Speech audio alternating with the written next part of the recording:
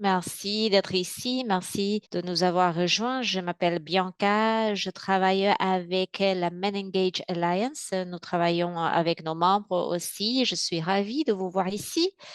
Aujourd'hui, comme vous le savez, nous allons avoir notre session d'apprentissage des pairs collab. Le orateur sera Gift Dlamini. Il va parler du programme Letfuba Lacro. L'opportunité, l'occasion est à vous.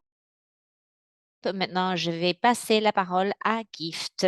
Gift, vous avez la parole maintenant. Bonsoir, bon après-midi. C'est l'après-midi ici à Les Watini. Je m'appelle Gift Dlamini. Est-ce que vous m'entendez? Oui. Et oui, je m'appelle Gift Dlamini. Je travaille pour une organisation qui s'appelle Kwaka Invotsa à Les Watini. Maintenant, je vais partager mon écran. Comme j'ai déjà dit, je m'appelle Gift Dlamini. Je travaille pour une organisation qui s'appelle Kwaka Indvotsa à Eswatini. Merci de m'avoir donné cette opportunité. Merci Bianca de votre soutien. Je vais parler d'un programme qui s'appelle Letfuga Laho. The chance is yours. L'occasion est à vous. Notre organisation a été fondée en 2012 et c'est une organisation de mentorat qui travaille avec les hommes et les garçons qui sont à l'école ou qui sont dehors ou hors l'école. Et l'idée, c'est de travailler avec les hommes pour changer les conditions de genre. Donc, nous avons des interventions avec les hommes et les garçons. Notre vision est une vision de... Gift, je m'excuse, mais vous êtes encore dans la slide numéro un, la diapo un, d'accord? Eh bien, donc maintenant, c'est la diapo numéro 4 maintenant que nous visionnons les valeurs. Merci. Donc, nos valeurs sont le propos, l'intégrité, le pouvoir des gens, le respect, le bien-être holistique et la redevabilité. En ce qui concerne le problème clé ou le problème central, pourquoi est-ce que nous avons les voix et la participation des hommes et des garçons? Oui, le problème clé, c'est les masculinités nuisibles et les patriarcats structurels. Les Swatini étant des pays sous-sahariens et nous, il y a un taux de pauvreté assez significatif dans notre pays aussi. Et donc, il y a beaucoup de peur par rapport au chômage parmi les jeunes. Il y a également des inégalités qui produisent également et des inégalités sociales qui ont leurs effets sur les femmes et les filles parce que cela évite ou les empêche de s'épanouir complètement et cela a des impacts aussi dans la plupart des foyers. Par exemple, il y a plusieurs garçons et des filles qui habitent dans des familles monoparentales et il y a un manque des espaces qui sont amicables aux hommes où ils puissent avoir un accès aux services. Donc voilà quelques causes seulement qui conduisent à ce problème des masculinités nuisibles ou nocifs.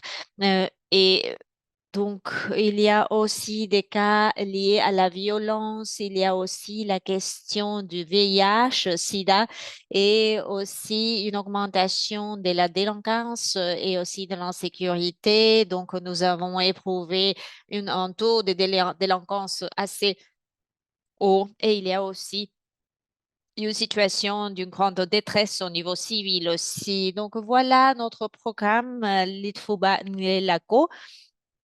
C'est un programme de la communauté. C'est un programme des transformations de genre qui engage les garçons et les hommes. C'est un espace en toute sécurité et il est divisé dans des chapitres communautaires. Il s'agit d'un espace amicable au-delà de l'école, au-delà du foyer. Donc, les hommes et les garçons peuvent faire écouter leur voix dans ces espaces dans toute sécurité. Ils peuvent faire leurs interventions. Donc, nous utilisons une approche approche novatrice pour prévenir le VIH et aussi nous conduisons des séances de transformation de genre. Nous ouvrons des services pour la santé mentale parmi d'autres services santé. Et notre objectif, c'est d'adresser les dynamiques de genre qui se sont installées dans les communautés et aussi d'encourager les masculinités positives parmi les garçons et les offrir un espace sécur pour avoir ou pour développer les modèles du chapitre communautaire. Dans nos chapitres de communautaire, nous utilisons en un graphique, un schéma qui est divisé dans différentes composantes. Nous avons la sensibilité de genre, nous avons aussi l'indépendance financière, et la responsabilité sociale et la santé masculine. Et nous avons aussi l'idée, l'objectif de renforcer nos messages, non seulement par rapport à l'apprentissage, mais nous conduisons des séances où les garçons peuvent visiter les chapitres pour le soutien entre pairs. euh, Et aussi pour recevoir des conseils des menteurs qui se sont engagés dans le chapitre communautaire. Nous avons aussi des adressages en santé pour recevoir des services et des informations sanitaires. Et les participants peuvent se mettre d'accord avec les mentors pour nous assurer d'avoir des activités de plaidoyer dans les communautés qui sont lidérées dans notre contexte. Donc, c'est quelque chose qui se rapproche des jeunes. Donc, voilà le proc- les, les programmes clés ou centrales. Nous avons fait une division de notre programme dans trois groupes, les guépards, les léopards, les guépards et les lions. Et donc, les gens ou les garçons commencent par être des léopards et puis ils évoluent. Donc, comme vous voyez, après 4 séances, nous avons pour la première séance, nous avons un programme communautaire. Après les premières leçons, les garçons s'engagent avec la communauté et, et au fur et à mesure que l'on avance dans le programme, il y a par exemple des composantes liées à la sensibilisation en matière du virus de l'hépatite G, et la conscience de l'observateur. Et donc, ce sont des sensibilisations. La sensibilisation autour du VIH, c'est pour développer un intérêt général au sein de la communauté. Et au fur et à mesure que les hommes et les garçons avancent, il y a aussi une transformation du contenu parce que le contenu devient plus percutant, pour ainsi le dire, pour leur donner des informations adéquates au genre, à l'âge aussi dans notre programme. Donc, parlons du modèle de mise en place. Nous avons le programme communautaire par rapport à la composante d'engagement de la communauté. Nous avons la sensibilisation des leaders communautaires et il y a aussi une activation des structures traditionnelles religieuses autour du programme.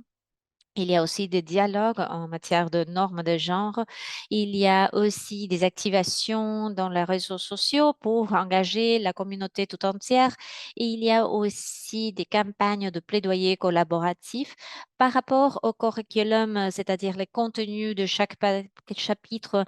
Et les garçons et les hommes sont engagés pendant une période de 3 à 4 semaines. Il y a 20 participants par séance et les séances ont une durée de 2 à 3 heures. Nous menons une éducation et distribution des préservatifs et il y a aussi de l'éducation en matière de santé mentale. Nous identifions aussi les garçons ou les hommes qui peuvent devenir des champions pour nos initiatives. Nous les identifions, nous les formons pour qu'ils puissent continuer avec leurs séances, pour qu'ils puissent conduire les dialogues.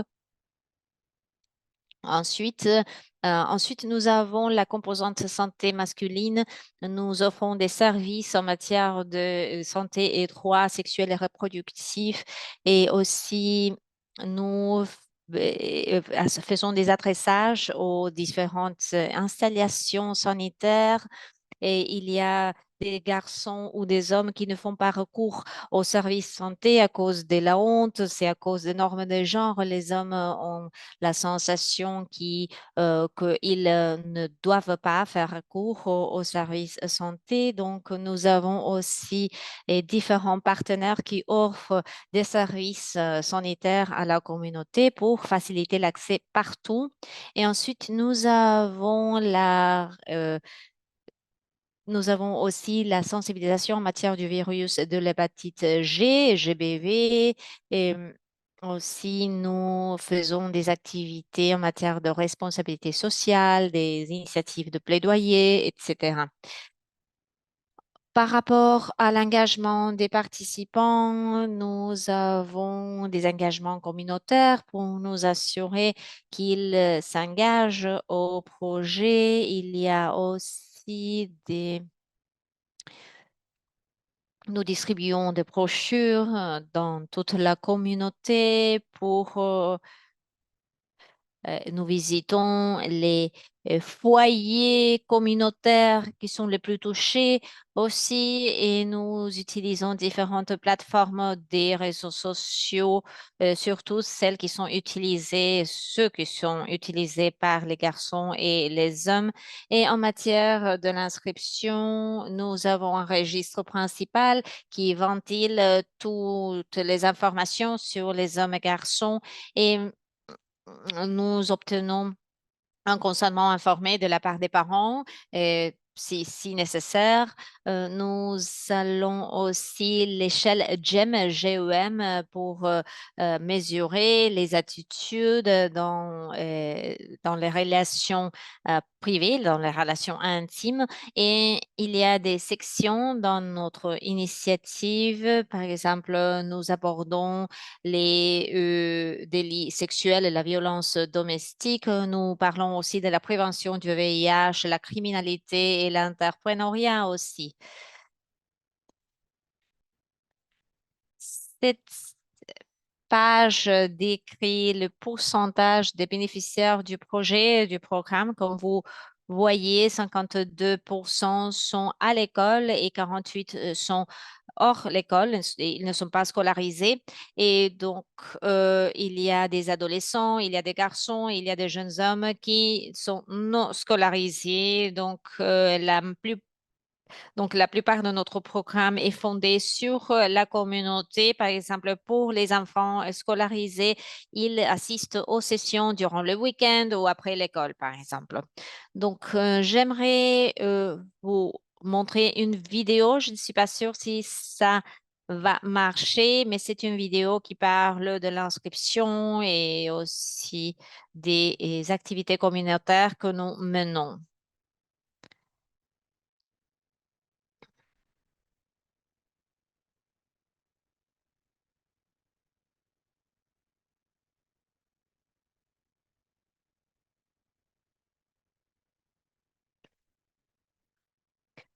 Les hommes de qualité n'ont pas peur de l'égalité. C'est ça que l'affiche disait.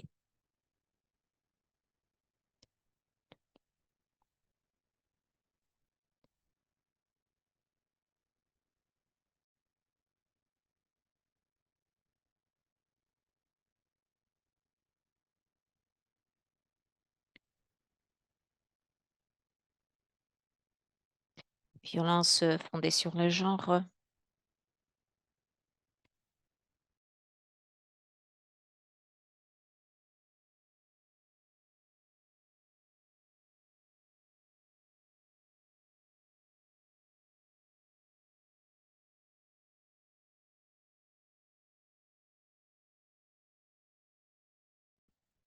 Voilà.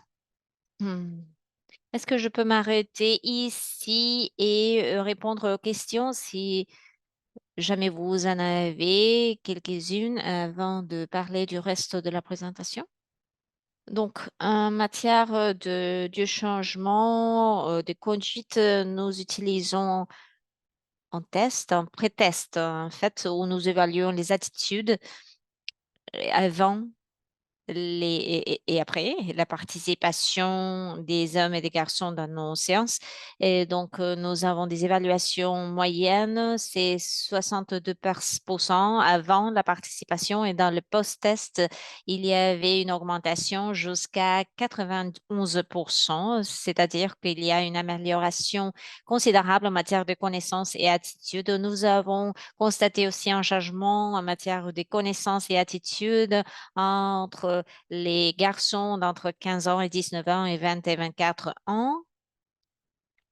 Et ensuite, comme nous savons, la plupart du temps, euh, avec l'engagement des garçons entre 25 et 29 ans, c'est parfois un défi dans quelques communautés, mais nous avons constaté également une augmentation de 17% dans les connaissances et les attitudes. Et dans notre contexte à l'Eswatini. Et c'est la gamme d'âge où les garçons s'engagent aux activités les plus risquées et aussi dans la violence conjugale. Donc, c'est une amélioration assez considérable de voir cette augmentation en matière de connaissances et des attitudes parmi ces jeunes hommes. Par rapport à l'implémentation de ce programme-là, ce programme est clé et ce programme joue un rôle déterminant dans la prévention de la violence sexiste et en éduquant les garçons à reconnaître et affronter les attitudes préjudiciables. Et cela permet aussi que les garçons puissent s'exprimer ouvertement et ils peuvent aussi s'engager dans des séances de santé mentale, de soutien psychosocial, et également l'augmentation de sensibilisation et de participation communautaire, aussi des volontariats, de plaidoyer, où les garçons, par exemple, s'engagent durant une quantité qui a 15 jours d'activité. Il y a des bénéficiaires dans le programme, des ados et des hommes qui sont sortis dans la rue pour sensibiliser les gens sur la violence basée sur le genre. Nous avons également constaté que au fur et à mesure que nous engageons nos bénéficiaires, il y a des participants qui trouvent ou qui prennent l'occasion de devenir des modèles, des championnes pour les communautés et ils reçoivent également une formation pour continuer avec les séances de leur part et aussi pour qu'ils puissent continuer à s'engager avec leur communauté et continuer à partager les informations transformatrices de genre. Par rapport à la santé des hommes, on a fait beaucoup d'efforts pour inviter les partenaires et offrir nos services, y compris les tests de VIH dans notre communauté. Donc, nous avons fourni ces services à partir des services mobiles et où nos partenaires ont peut-être passé par le poste pour un dépistage et ils peuvent recevoir des services, le dépistage de VIH et tous ces services qui ont été offerts dans le chapitre. Nous avons aussi fourni des dérivations aux organisations de santé voisines pour que tous les bénéficiaires puissent accéder aux services. 32% des hommes et des jeunes garçons qui ont reçu un résultat positif de VIH, qui ont reçu le test pour VIH, et 121 hommes ont utilisé les services VNMC. Par rapport à la durabilité du programme, euh, notre initiative, en général, ils travaillent dans une ligne de temps spécifique. Donc, pour assurer la durabilité, nous établissons des partenariats avec les gouvernements et les ONG pour la provision de certains services et les champions peuvent partager leurs leçons apprises par rapport à leur approche innovante. Et les champions de genre qui ont été formés pour s'engager avec la communauté et leurs pairs, nous les avons introduits dans les communautés pour qu'ils puissent offrir les plateformes pour partager des informations. Les champions ont continué à distribuer cela auprès des communautés, même après la fin du projet. Dans cette communauté, nous avons assuré que les champions qui ont été identifiés continuent à recevoir des services et pour qu'ils puissent aussi continuer à distribuer tout cela dans leur communauté. La création d'opportunités pour participation dans les discussions de genre et dans les projets spécifiques.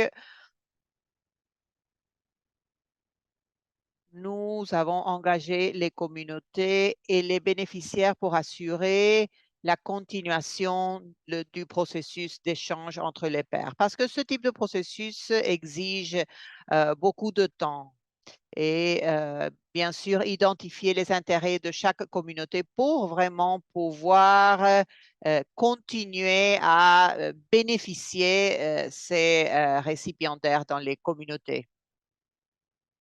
Comme vous le savez, tous les programmes ont des défis. Un des défis a été l'accès à cause de notre localisation, parce qu'en général, il s'agit d'initiatives basées sur la communauté, mais parfois, on trouve qu'il y a des personnes qui veulent participer au programme, mais à cause d'où ils vivent ou bien des coûts, ils ne peuvent pas rejoindre l'initiative. Donc, les bénéficiaires essayent de se contacter à travers les médias sociaux et ils nous ont dit qu'ils ne peuvent pas participer à cause de quelques défis de leur communauté. Mais ils nous disent que les interventions sur les médias sociaux leur bénéficient de manière significative. Mais bien sûr, ce n'est pas la même chose que le plan d'études de chaque chapitre. Par rapport aux familles et responsabilités professionnelles et familiales, cela limite également la disponibilité des ABIM. Nous avons point pour adolescents et pour jeunes hommes, mais nous avons des cas où ils ne peuvent pas participer à cause des responsabilités familiales. Donc, il y a des bénéficiaires qui ne peuvent pas compléter les sessions. Et j'ai mentionné auparavant la transition entre les groupes et comment on trouve que pour passer du Léopard au Cheetah et pour avancer de niveau, il faut compléter les sessions. Donc, parfois, on commence en étant 30, mais seulement 26 ou 25 peuvent compléter le cours. Ce n'est pas quelque chose de désirable dans notre programme, mais parfois, ça y arrive. Par rapport aux services de santé, on trouve que quelques partenaires qui fournissaient les services de SDSR et de santé mentale, ils rencontrent des défis à cause des bénéficiaires qui trouvent que parfois ils ne peuvent jamais arriver au centre de santé ou à l'établissement de santé. Et ça, c'est à cause des références incomplètes ou perdues. Le programme peine à obtenir un financement et des ressources adéquates. Et il y a un défi qui limite sa portée et son impact au court terme. Et à cause de ça, ils font la mise en œuvre dans une communauté pendant une période limitée et l'impact est limité. Donc, les résultats après la mise en place à long terme est parfois très difficile. Et finalement, le fait que certaines institutions et structures traditionnelles sont encore très conservatrices, ce qui conduit certains garçons à hésiter à s'engager dans des discussions ou des activités liées à l'égalité des sexes ou à remettre en question les normes traditionnelles de genre. Parce que si leurs parents, par exemple, sont très traditionnels, l'enfant ou l'adolescent trouvent des difficultés pour remettre en question les normes, même chez eux dans le ménage. Donc, ce type de masculinité positive est très compliqué à expliquer si les parents sont très traditionnels ou conservateurs.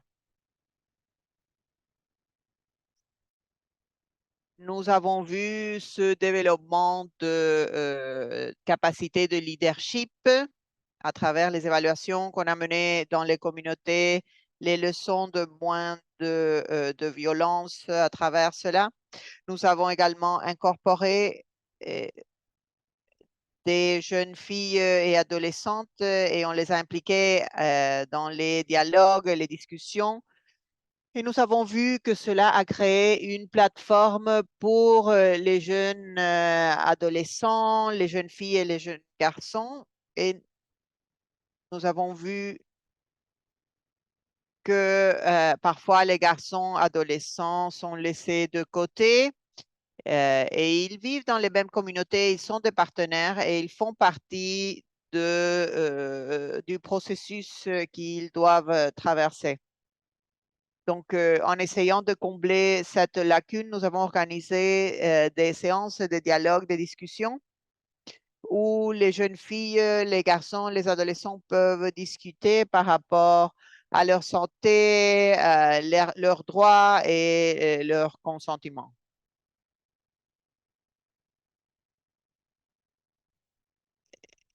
Nous avons vu que les champions doivent être choisis avec beaucoup de soin dans les communautés pour garantir que la communauté qui est impliquée euh, dans la communauté, où on a eu les réunions avec les leaders des communautés et comment nous avons fait la mise à jour par rapport à la mise en place, les cas de succès, les progrès et bien sûr les défis. Les leaders de ces communautés ont trouvé que ça a été possible de travailler avec les communautés, avec le soutien des leaders des communautés. En outre, les participants ont engagé des nouveaux participants pour assurer la solidité du programme.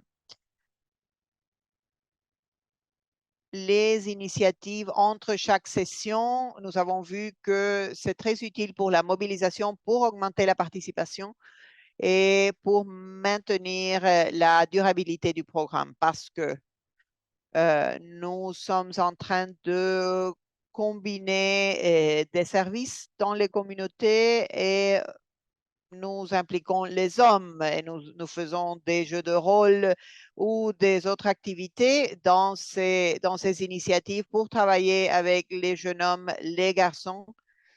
Et nous pouvons vraiment partager les aspects les plus importants de ce programme dans les communautés. De la même façon, ils peuvent jouer un rôle clé avec leur père et participer davantage. Dernière vidéo, dans ce cas, c'est un cas de succès d'un bénéficiaire. Il raconte comment il a pu obtenir de l'aide de notre programme dans cette communauté. Je vis à Malkerns et j'ai 21 ans. Lorsque je suis arrivée à Kii, j'ai participé à beaucoup d'activités, j'ai appris du travail artisanal. Dans quelques semaines, j'ai pu travailler en tant que charpentier et j'ai reçu un certificat en tant que participant.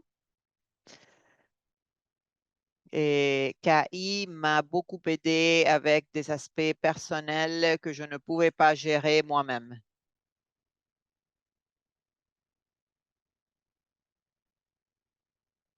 Mais aujourd'hui, tout cela a changé. Maintenant, je peux travailler avec les autres, je peux partager mes expériences et qui organise des réunions pour nous où nous pouvons parler des aspects de la masculinité et Dans ces réunions, nous avons des séances face à face où on peut parler avec un travailleur social professionnel qui m'a beaucoup aidé avec mes défis. Et maintenant, je suis plus et je peux, j'ai pu apprendre beaucoup de choses et je voudrais remercier Kwaka Nvusa pour nous avoir fait des hommes meilleurs. Dans cet établissement, nous nous sommes isolés des activités nuisibles et nous avons participé du chapitre Malkerns. Et je crois que c'est très important d'avoir participé. Nous apprécions le travail de Kwaka Idusa pour avoir venu à Malkerns et nous espérons qu'ils feront la même chose dans les autres régions. Merci. Merci. Merci beaucoup. On va passer à la dernière diapo. Voilà nos partenaires qui nous aident beaucoup. Ils sont nos affiliés et nous soutiennent dans toutes les activités. Donc, voilà la liste de nos partenaires. Merci vraiment, merci beaucoup pour votre temps. Et maintenant, je vais permettre des questions, commentaires. Merci. Bonjour, est-ce que je peux poser une question? Merci. Merci Gift pour la présentation. Vraiment un programme très complet. J'ai observé que dans la dernière vidéo, le jeune homme a mentionné qu'il avait reçu des services de travail social, quelque chose comme ça. Est-ce que c'est une ressource de la communauté ou c'est quelque chose que vous avez développé, des conseillers du travail social dans votre organisation, ces services de santé mentale, où est-ce qu'ils sont, comment ont-ils été développés? Merci Dominique. Donc, les services de santé mentale sont offerts par KI, donc notre propre travailleuse sociale qui offre ces services entre chaque session. Donc, si après une séance, il y a quelques domaines de la santé mentale qu'on a discuté, on a ces discussions avec eux. Et à partir de ce point-là, le travailleur social rentre en contact avec eux et il travaille dans la communauté. Et bien sûr, ils peuvent recommander une séance avec le travailleur social et cet engagement continue.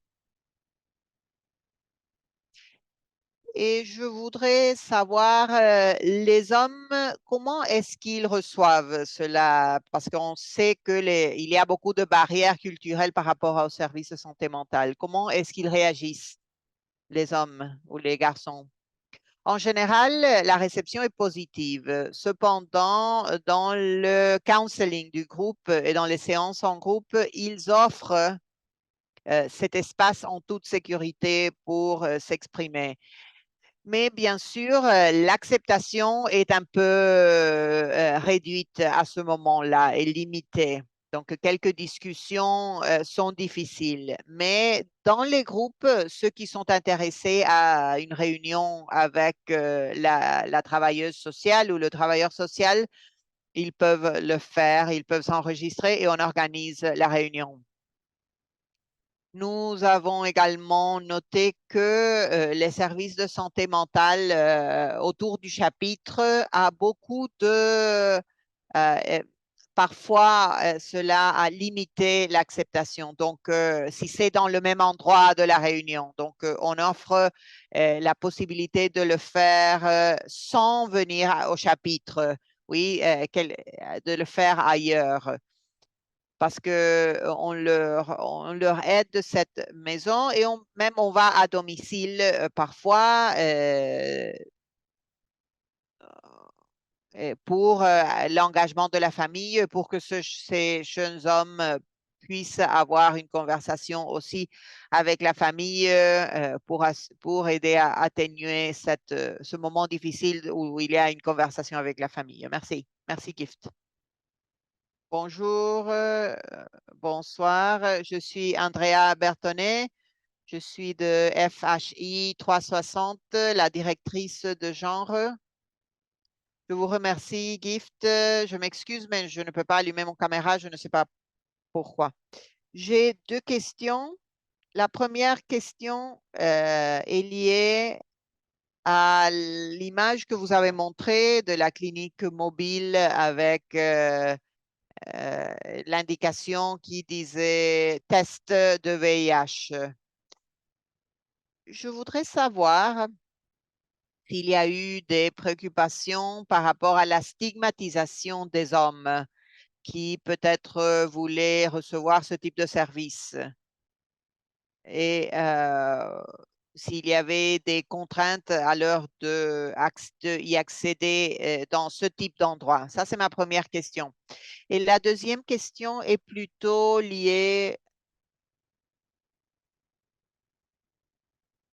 à votre travail. Bien sûr, vous êtes en train de faire un travail extraordinaire pour faire face aux normes de genre chez les hommes et chez les jeunes garçons adolescents.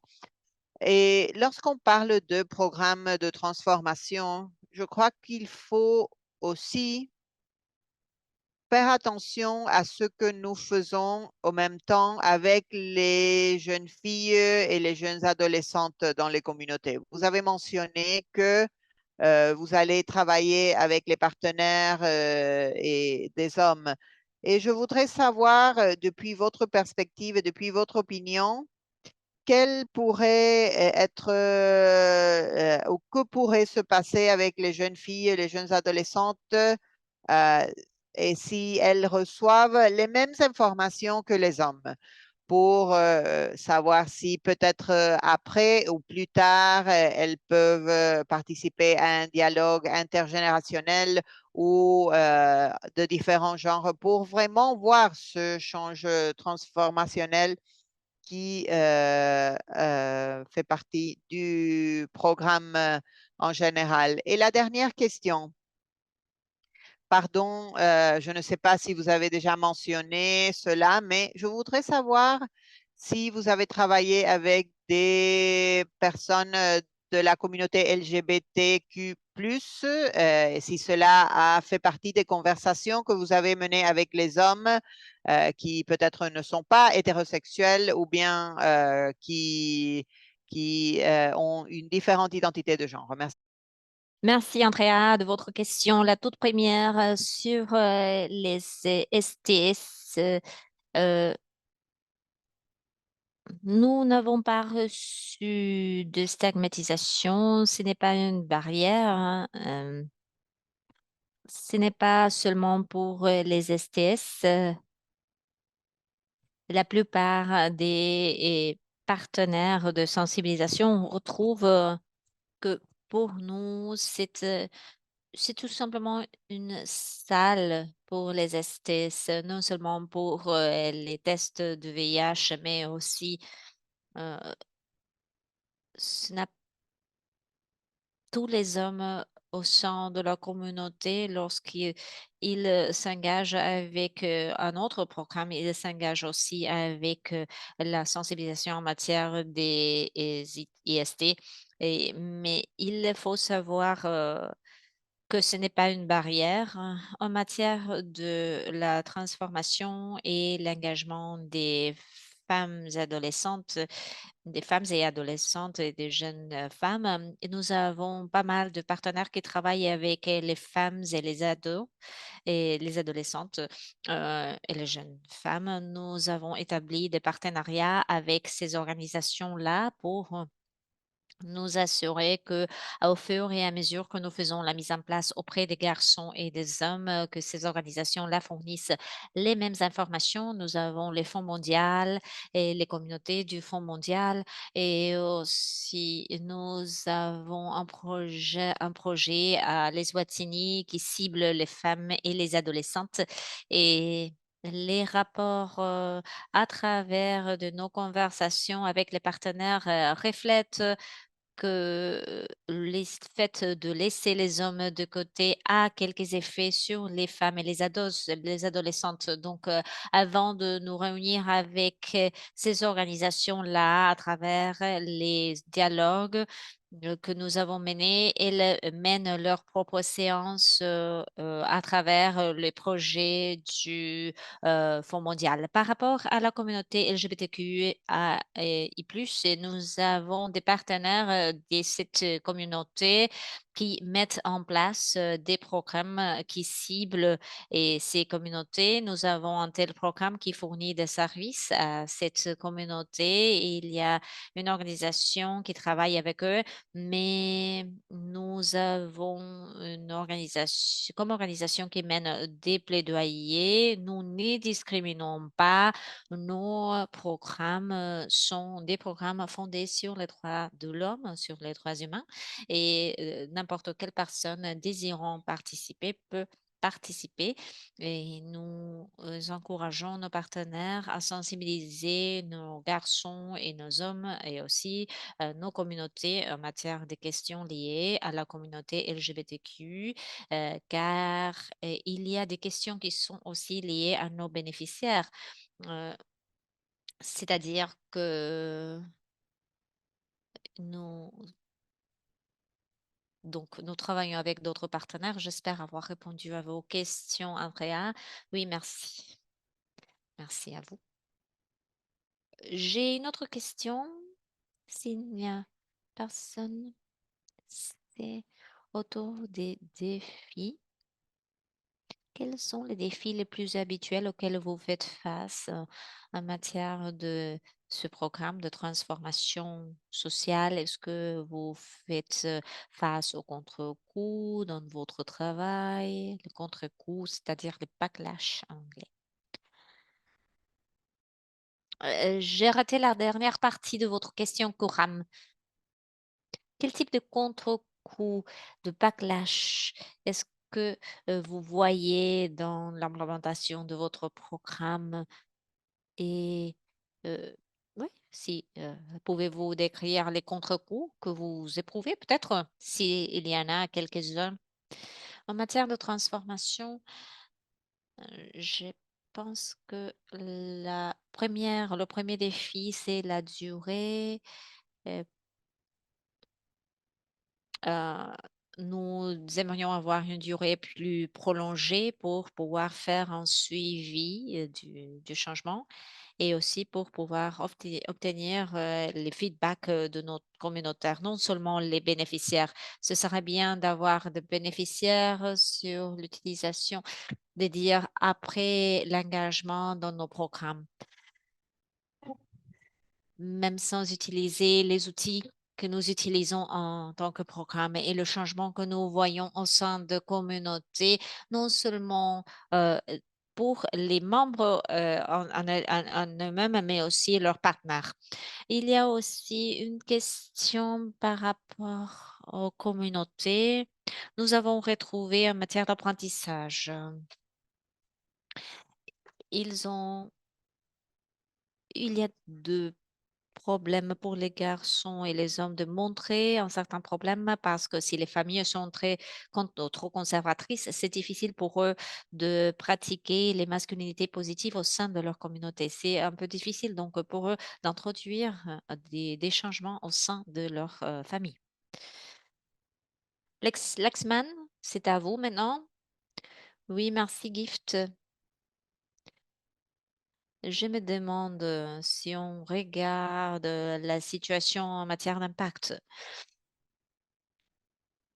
Vous avez touché sur les résultats désirés à partir de votre intervention. Est-ce que d'un point de vue plus long, plus à long terme, si vous devrez souligner deux ou trois impacts majeurs de votre programme,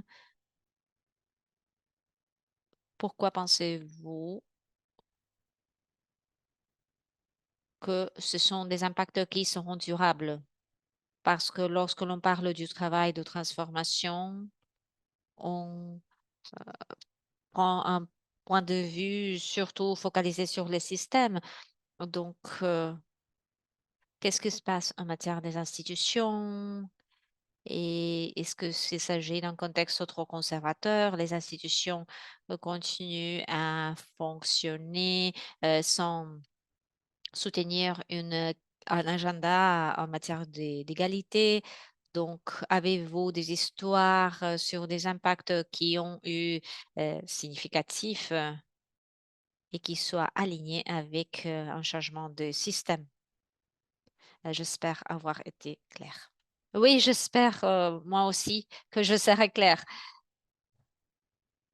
Donc, en matière des changements que nous cherchons à produire, euh, je pense que les changements en matière de nos résultats, nous essayons de les désagréger pour que une fois que nous avons travaillé sur les résultats, par exemple, nous travaillons sur les opportunités économiques ou financières offertes par notre programme.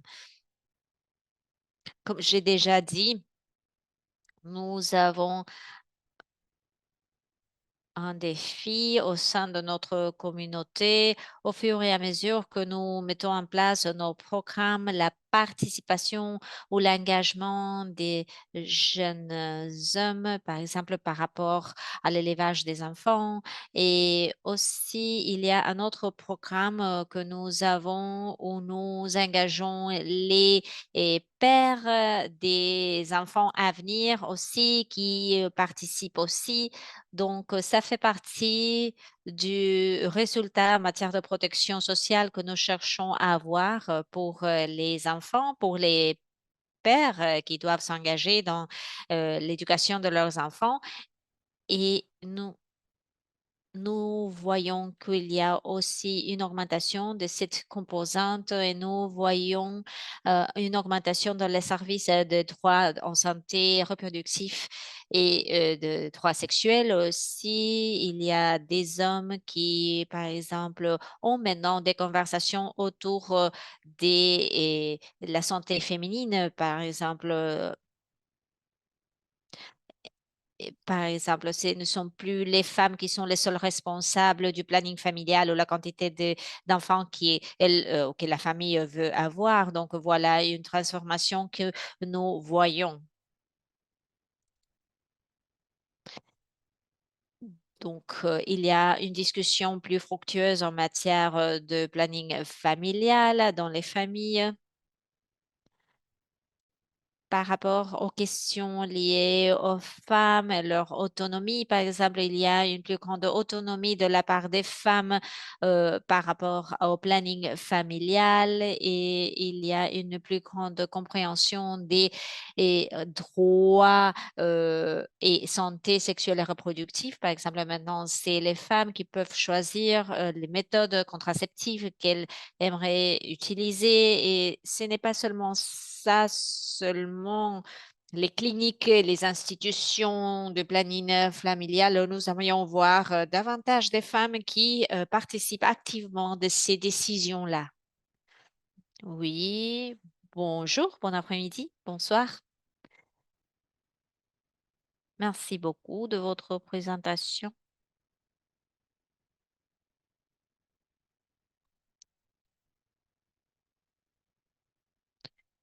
Est-ce que votre organisation travaille avec le gouvernement de l'Eswatini? Quelle est la relation avec avec le gouvernement? Parce qu'il y a des différences entre le gouvernement de l'Eswatini et le reste des pays africains. Euh, donc, comment travaillez-vous avec le gouvernement dans les frontières de l'Eswatini? Quelle est la relation que votre organisation et le gouvernement?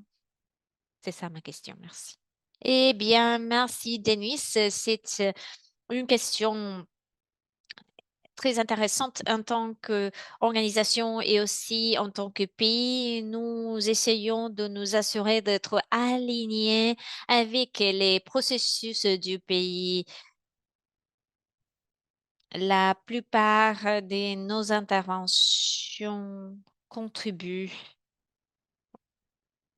à l'impact que les pays veulent produire au sein de notre société. Il y a différentes organisations de la société civile qui mettent en place différentes interventions dans différentes communautés. Donc, en matière de la structure du gouvernement zouatinien,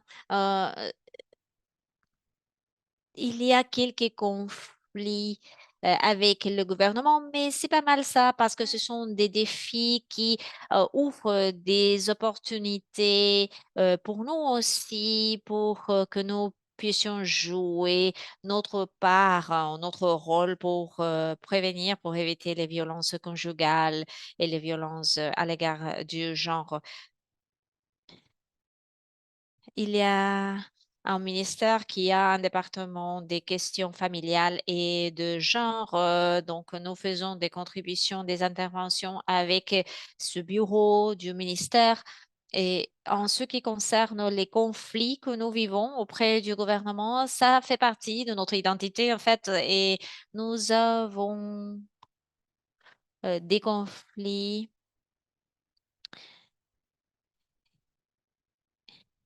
et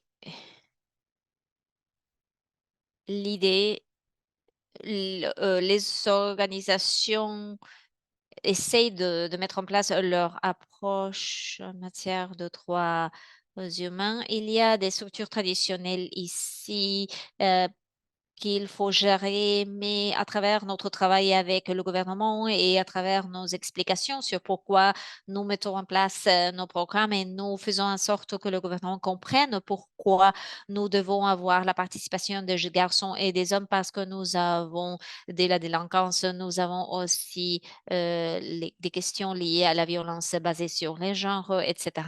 Il y a une question dans le chat. Comment est-ce que les leaderships traditionnels pardon, les leaders traditionnels, comment est-ce qu'ils réagissent au programme? C'est un mix, c'est un mélange de réactions. En toute honnêteté, nous avons quelques leaders traditionnels qui soutiennent le programme parce qu'ils comprennent le besoin. Nous avons réussi à leur démontrer pourquoi il faut engager les hommes et les garçons et les ados. Et avec le temps, peut-être qu'il y a des leaders qui pensent que c'est un programme qui affaiblit les hommes parce que nous parlons de la santé mentale, des normes des genres et des questions sur et les relations saines et le fait de permettre que tout le monde parle ou fasse écouter leur voix et aussi les changements en matière de rôle que les hommes ont toujours eu dans leur famille. Donc, il y a des leaders qui pensent que le programme affaiblit et les hommes ou les garçons. Et ça fait partie de notre défi, en fait, de leur faire comprendre que ce n'est pas comme ça. Et lorsque nous implémentons des programmes, euh, lorsque il y a des aspects pratiques, comme par exemple changer les couches à un bébé. Et il y a des gens qui pensent que ce n'est pas le rôle, un rôle à être rempli par un homme. Donc, nous apprécions la présence des hommes là dans la communauté parce que ce sont les hommes qui nous affrontent, qui vont à notre rencontre et qui vont à l'encontre, pardon, de notre initiative. Et cela nous donne une occasion de nous engager davantage. Et en quelque sorte, cela nous aide à engager leurs pairs aussi. Et parce que et ce sont ces pairs-là qui peuvent leur dire, leur convaincre du fait que c'est un programme qui ne fait pas que les hommes deviennent plus faibles, mais tout au contraire. Euh, Et oui, et si nous réussissons à leur convaincre, donc ces leaders-là pourront avoir accès à d'autres hommes et leur convaincre à leur tour. J'ai noté que vous avez mentionné des activités de joueurs de rôle, par exemple, des activités plutôt amusantes. Donc, est-ce que je suppose que ce sont des méthodes assez intéressantes, les réactions, les activités.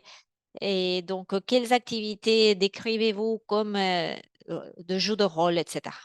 Merci, Tom. Pendant nos activités de plaidoyer, nous avons fait de groupes de théâtre aussi. Donc, des groupes de théâtre où on fait des jeux de rôle liés aux situations complexes. Et dans les communautés, nous avons pu démontrer que parfois, il parle de GBV et c'est l'opportunité de dire quelles sont les approches plus adéquates, etc. Et par rapport aux relations, on fait aussi des jeux de rôle et on discute peut-être les approches, ce qui marche, ce qui ne marche pas, etc. Et donc, dans nos séances de sensibilisation, nous essayons d'encourager les jeunes adolescents et adolescentes à s'impliquer et à montrer ce qu'ils ont fait, etc., pour pouvoir partager des poèmes, par exemple, qu'ils partagent, ils partagent et on les partage dans les médias sociaux, dans les plateformes. Ce sont des opportunités pour les communautés.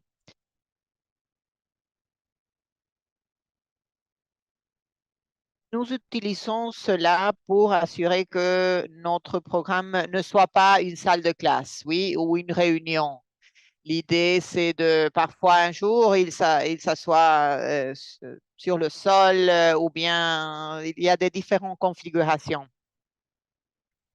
Et l'idée, c'est d'avoir vraiment l'opportunité de socialiser et de permettre ces capacités. Et les pairs vont vouloir participer au programme. Merci. Merci, Gift. Est-ce que vous voulez dire quelques mots final ou quelques commentaires de clôture? Merci. Je crois que tout simplement apprécier les collègues qui ont participé de tous les pays en tant qu'organisation et de vraiment encourager les partenaires pour avoir plus de partenariats, plus de collaboration, mais aussi savoir que les programmes de transformation sont nécessaires. On a besoin de ressources si les partenaires veulent avoir l'opportunité de mobilisation, mais aussi les opportunités pour apprendre les uns des autres. Nous sommes très ouverts pour apprendre des autres, de nos partenaires et de montrer notre travail. Et je crois que c'est une opportunité extraordinaire que nous apprécions beaucoup parce que nous sommes en train de nous contacter avec des collègues de tout le monde et c'est extraordinaire d'avoir ces opportunités parce qu'on connaît des personnes qui peut-être ont des défis similaires et on peut avoir ces conversations par rapport à la transformation dans les différents domaines. Merci, Gift. Nous avons beaucoup profité. Merci pour répondre à la question. Plaisir de travailler ensemble. Merci à tout le monde. Merci pour votre participation et nous aurons un autre atelier en juin. Donc, on vous envoiera l'enregistrement. Merci. Merci aux interprètes. Merci, Gift, pour votre travail et on se revoit très, très bientôt. Merci.